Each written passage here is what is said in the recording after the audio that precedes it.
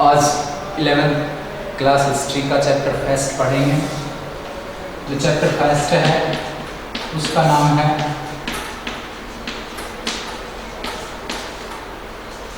समय की शुरुआत से। समय की शुरुआत से बच्चे सारे टेंथ करके अपने अपने स्ट्रीम को चुन करके आए हैं। बच्चों की दिलचस्पी है इतिहास को जानने की, क्योंकि वो एसएस के भी स्टूडेंट रहे। तो सबसे पहला जो चैप्टर विश्व इतिहास के विषय, उसमें सबसे पहले हम पढ़ रहे हैं समय की शुरुआत से। समय की शुरुआत का अगर हम शाब्दिक अर्थ लें तो उसका सबसे शाब्दिक अर्थ है कि आदि मानव के काल से।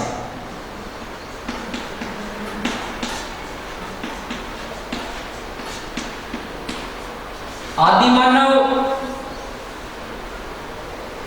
एक प्रकार से नाम ही आदि मानव है, बाकी वो पहले एक जानवर के रूप में रहा है। आज से 56 लाख वर्ष पूर्व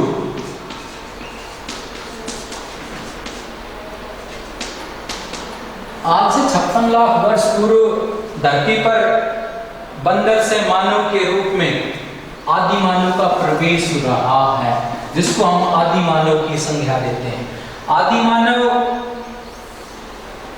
को अगर हम प्रयोग में देखें तो इसमें देखते हैं कि 1,60,000 वर्ष पूर्व वर्तमान जैसा व्यक्ति या वर्तमान जैसा मानव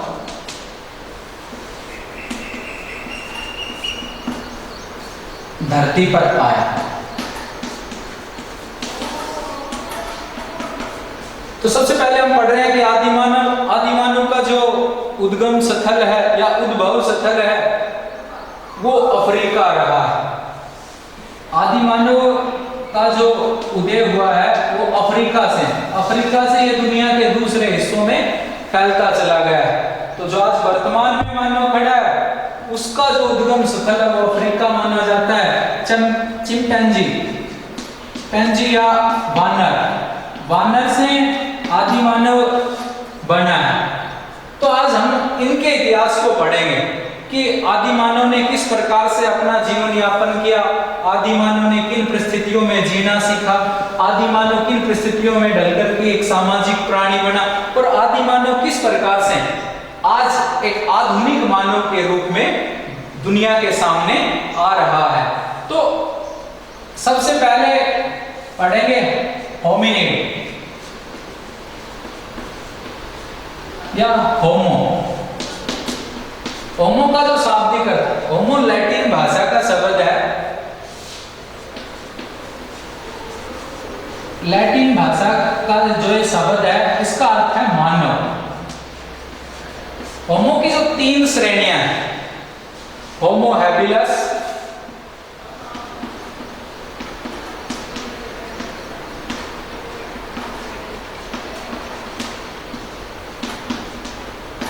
होमो इरेक्टस और होमो सैपियंस।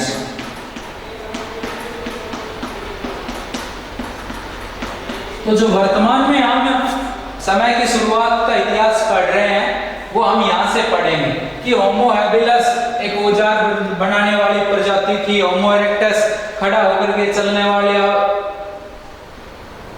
मानव जीवन की एक विविधता थी, और होमो सैपियंस एक इस प्रकार का टाइप मानव है जो वर्तमान है। तो जो वर्तमान मानव है या जो चिंतनशील मानव है इसको हम चिंतनशील कहेंगे। सबसे बेस्ट आज के दिन इसको कहेंगे कि चिंतनशील जो मानव है वो होमो सैपियंस की श्रेणी में आता है। होमो इरेक्टस खड़ा होकर के चल सकता था, होमो हैबिलस औजार बना सकता था। तो इस प्रकार की जो चीजें आती हैं वो होमो मानव ने किस प्रकार से अपने आप को चेंज किया है, अपने आप को ढाला है। तो मानव के लिए 2 प्रकार की चीजें हैं इसमें कि मानव पहले वर्तमान में किस प्रकार से पहुंचा है। तो आज हम उनके इतिहास को पढ़ेंगे कि आदि मानव किस प्रकार से जंगल में जीवन यापन करता था। तो सबसे पहले जब हम पढ़ते हैं तो पढ़ते हैं कि उसका जीवन यापन कैसे होता है।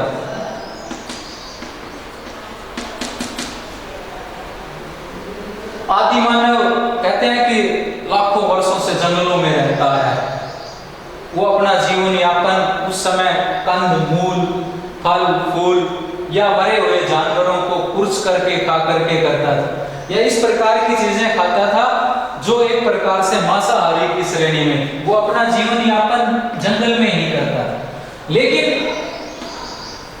जो स्पीसीज, जो जीवों के लिए पुस्तक लिखी गई या जो अध्ययनरत विद्वान, उनका मानना है कि जैसे जैसे समय बीतता गया है वैसे वैसे मानव ने अपने जीवन में उन्नति की है, या मानव जीवन में उसने अपने जीवन को आगे की तरफ या अच्छी चीजों की तरफ ढाला है। तो सबसे पहले हम इसमें पढ़ेंगे कि मानव जीवन में जो उसकी आवश्यकताएं थी वो किस प्रकार से पूरी होती थी।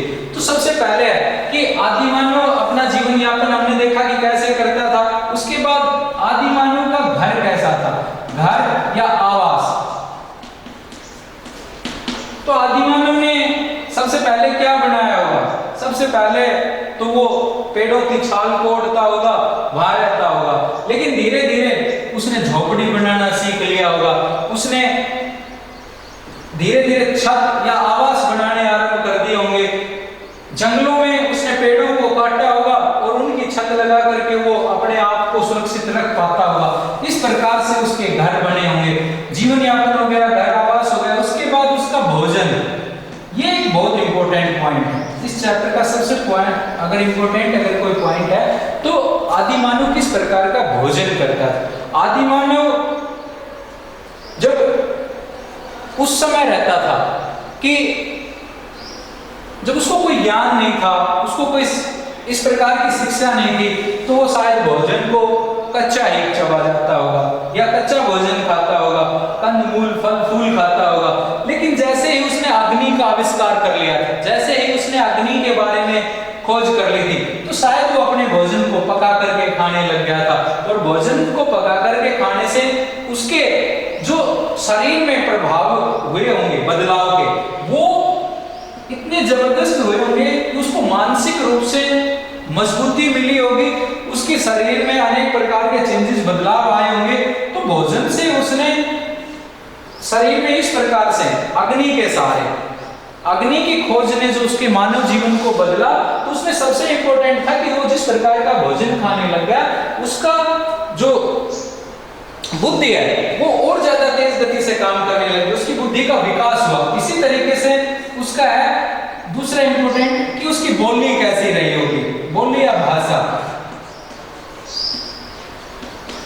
ये एक इंपॉर्टेंट है। जब हम देखते हैं कि आदि मानव शुरुआत में या प्रारंभ में बोलता नहीं होगा, उसको शायद बोलना नहीं आता होगा, वो अपनी बातें इशारों में ही समझा पाता होगा। लेकिन समय के साथ साथ उसकी भाषा या बोलचाल का भी विकास हुआ होगा। और उसमें सबसे ज्यादा उदाहरण इतिहासकार इस बात का देते हैं कि मनुष्य को शायद दिन में बोलने की जरूरत नहीं पड़ी होगी। क्यों? क्योंकि दिन में तो वो अपनी बातें इशारों से अपने साथियों को समझा पा रहा होगा। लेकिन जब रात का समय रहा होगा या रात के समय में जब उसको शिकार पर जाना हुआ होगा, तो वो अपनी भाषा या बोली को इशारों के माध्यम से नहीं समझा सका होगा। और रात के समय में जब वो अपनी भाषा या बात को नहीं समझा सका होगा, तो उसने बोलने की कोशिश की होगी और धीरे धीरे उसको इस प्रकार से आवाजें निकालनी आ गई होगी, आवाजें निकालनी आ गई होगी, तो इसकी भाषा का विकास हुआ होगा। इसके बाद जो सबसे इंपॉर्टेंट है वो है कि जब आदि मानव अपने साथियों में रहा होगा, अपने साथियों में रुका होगा और किसी दिन उसका साथी मर गया होगा, तो उसने पहली बार क्या सोचा होगा कि अब इसको मैं कैसे जगाऊं, कैसे उठाऊं, इसको क्या बताऊं। तो उसकी जो रिएक्शन रही होगी या उसकी जो प्रतिक्रिया रही होगी, वो एक प्रकार से रहस्यमयी रही होगी कि उसने उसके बारे में क्या सोचा होगा। तो धीरे धीरे मनुष्य जैसे जैसे समय बीतता गया है, उसका विकास होता गया है और लाखों सालों के बाद ये दूसरे क्षेत्रों में भी फैल गए। क्योंकि हमें चाहे वो अग्नि के अवशेष हों, चाहे चित्रकारी के अवशेष हों, चाहे कोई दूसरी चीजें हों, हमें दूर विदेशों में मिली हैं। जैसे हमें अमेरिका में आदि मानव में एक तीर की नोक का बाण मिला है, इसी तरीके से हमने मूंगा झील में आदि मानव के अवशेष मिले हैं। इसी प्रकार से स्वार्ट ट्रांस साउथ अफ्रीका या अफ्रीका महाद्वीप में हमें अग्नि के अवशेष मिले हैं। स्पेन की अल्तामिरा गुफा में हमें मानव की चित्रकारी मिली है। इसी प्रकार से हम अगर बात करें कि भारत में, तो भारत में जो मनुष्य की चित्रकारी है वो भीमबेटका, भोपाल के निकट एक जगह है भीमबेटका। भोपाल में जो भीमबेटका जगह है, यहां मानव की चित्रकारी मिली।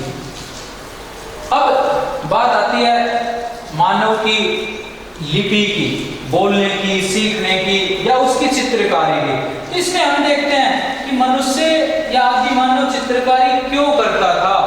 आदि मानव को चित्रकारी करने के लिए क्या जरूरत पड़ी रही होगी, क्यों आदि मानव को लिखने की जरूरत क्यों पड़ी।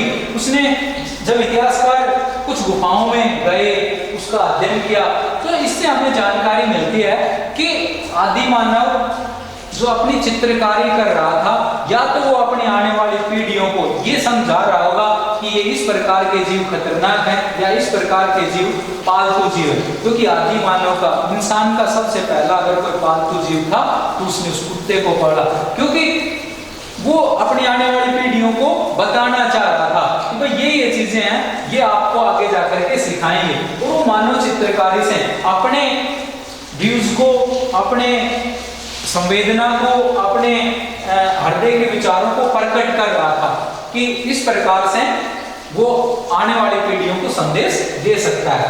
तो इसके बाद हम जब दूसरी चीजें पढ़ेंगे तो दो क्षत्रिय निरंतरता का सिद्धांत है और प्रतिस्थापन मॉडल है। जब प्रतिस्थापन मॉडल हम पढ़ते हैं, इसका विवरण है कि मनुष्य समय के साथ दूर दूर क्षेत्रों में फैल गया होगा, और जब दूर दूर क्षेत्रों में वो फैला है तो समय के साथ उसकी जो शारीरिक बनावट है उसमें वहां एक लंबे समय में एक बहुत बड़े क्षेत्र तक रहने के कारण उसमें ये बदलाव आए हैं। इसी प्रकार की चीजें हमें चार्ल्स डार्विन ने बताई हैं। चार्ल्स डार्विन ने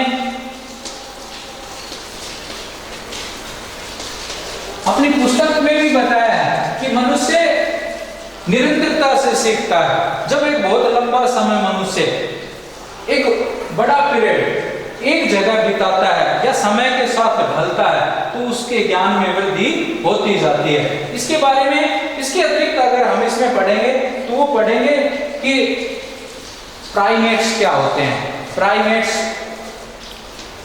स्तनधारी जीवों के एक उप समूह को कहा जाता है जिसमें लंगूर, वानर और इस प्रकार की चीजें आती हैं। इस प्रकार की चीजें आने के बाद अगर हम दूसरी चीजें पढ़ें कि भाई होमो हैबिलिस, होमो इरेक्टस या होमो सैपियंस, तो वर्तमान को पढ़ेंगे हम कि वर्तमान में कि होमो सैपियंस का कार्य क्या था, जो आज हम वर्तमान में देखते हैं कि भाई जो चिंतनशील मनुष्य है वो किस प्रकार से आज विकास की गति पर पहुंचा है। तो हमने आदि मानव के जीवन को पढ़ा है कि आदि मानव किस प्रकार से प्राचीन काल में अपनी जिंदगी व्यतीत कर रहा था, किस प्रकार से वो जंगलों में भटक रहा था, लेकिन जब वो चिंतनशील मानव बना है तो उस चिंतनशील के पीछे रीजन क्या रहे होंगे।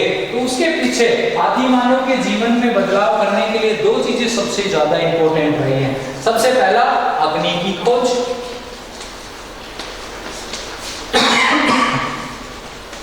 और दूसरा है पहिए का आविष्कार। तो हमने अग्नि के बारे में एक चीज देखी यहाँ भोजन के बारे में कि मनुष्य का बौद्धिक विकास अच्छा भोजन खाने की वजह से हुआ। क्यों? क्योंकि पहले वो कच्चा भोजन खाता था, बाद में वो पका करके खाने लग गया तो उसका मानसिक और शारीरिक विकास भी तेज गति से बढ़ा। लेकिन यहाँ अग्नि की खोज आदि मानव के लिए दूसरे तरीके से भी ज्यादा प्रभावशाली रही। क्यों?